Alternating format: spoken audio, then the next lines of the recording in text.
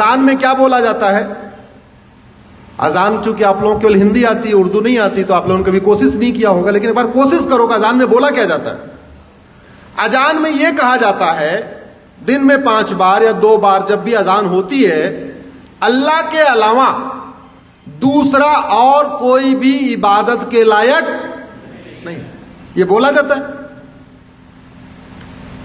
اسلام میں اللہ کے علاوہ، خدا کے علاوہ اور کسی کی بھی عبادت کرنا حرام ہے، بولا جاتا ہے، مدرسوں میں سکھایا جاتا ہے، قرآن میں لکھا ہے، حدیثوں میں لکھا ہوا ہے۔